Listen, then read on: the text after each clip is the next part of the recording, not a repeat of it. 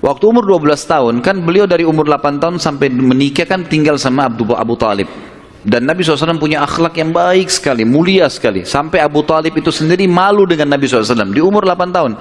Anaknya Abu Talib banyak. Kalau istrinya Abu Talib lagi siapin makan, anak-anaknya pada berebut. Nabi SAW duduk di pojok rumah. Enggak sama sekali. Enggak berebut. Nanti kalau selesai makan, ada sisanya beliau makan. Sallallahu alaihi wasallam. Punya akhlak yang mulia dari masih kecil. Sampai Abu Talib bilang sama istrinya, khusus untuk Muhammad sisipkan makanan. Karena dia tidak ikut berebut sama mereka. Gitu kan. Baik, di umur 12 tahun, pernah satu waktu Abu Talib ini mau ke negeri Syam, urusan dagang. Pertama kalinya Nabi SAW, biasanya Nabi ini selalu pemalu, nggak banyak minta dan nuntut ke pamannya. Khusus pada saat itu Nabi SAW bergantung di bajunya Abu Talib, nggak mau lepasin. Pokoknya dia mau ikut. Abu Talib heran, nggak pernah Nabi SAW berperilaku begini. Musyawarah sama istrinya, nggak pernah Muhammad begini. Kenapa seperti ini? Pasti ada sesuatu gitu. Maka setelah musyawarah kayaknya dibawa aja deh. Dibawalah ke negeri Syam.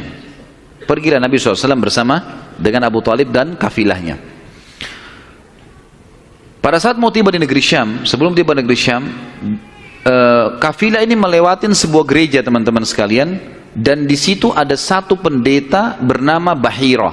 Dan ini riwayat Bukhari Muslim menceritakan masalah itu ya. Dan sampai sekarang di negeri Syam masih ada puing-puingnya gerejanya Bahira ini. Pada saat itu di zaman Nabi SAW ada gereja ini dan sampai sekarang masih ada sisa puingnya. Saya pernah lihat cuplikannya sendiri, ada sisa puingnya di negeri Syam. Tepatnya di Syria ya.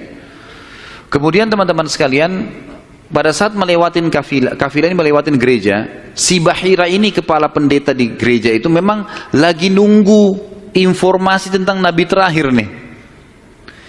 Dia ngeliat-liat di jendela gerejanya, setiap kafilah lewat dilihat sama dia, terutama yang dari Jazirah Arab.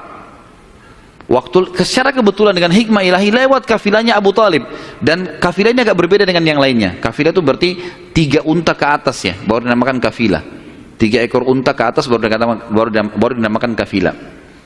Setiap waktu lewat kafilah Abu Talib ini ada awan yang menaunginya. Beda dengan kafilah lain, padahal lagi terik matahari. Dan tidak sengaja kafilah Abu Talib istirahat di sebelah gereja dan ada pohon-pohon kurma yang berderet, itu semuanya seperti menundukkan daun-daunnya ke kafilah itu. Pendeta ini perhatikan, kafilah tanya ini, kirim satu orang, tanya mereka kafilah dari mana nih? Jawabannya dari Jazirah Arab. Dari mana? Dari kota Mekah. Kata Bahira, hidangkan makanan sebaik mungkin di gereja, undang semua kafilah ini masuk makan. Diundanglah. Ringkas cerita, masuklah mereka untuk makan, dan pada saat satu kafilah ini masuk, yang ditinggalkan di situ hanya Nabi SAW. Nabi nggak boleh masuk karena tradisi orang Arab dulu aib kalau anak kecil ikut makan. Nanti selesai orang tua makan baru makan. Tapi ini tradisi jahiliyah. Kalau sekarang antum lakukan, antum juga jahiliyah. Makan, kasih anak-anak makan. Kenapa harus disendirikan? Mungkin dia lapar, kesian. Baiklah. Waktu lagi makan, Bahira ini memperhatikan satu persatu orang-orang Quraisy ini, wajahnya, karena mereka tahu cirinya Nabi terakhir, alisnya, wajahnya, mukanya, kulitnya, jalur nasabnya, semua jelas. Tidak semua, tidak ada tanda-tanda kenabiannya. Ini mukanya muka biasa semua. Maka si Bahira tanya, apakah masih ada dari kafilah kalian yang tidak ikut makan? Kata mereka, ada satu anak kecil di depan, kami suruh jaga barang kami. Kata Bahira, boleh saya ketemu? Oh silahkan. Mereka lagi asyik makan.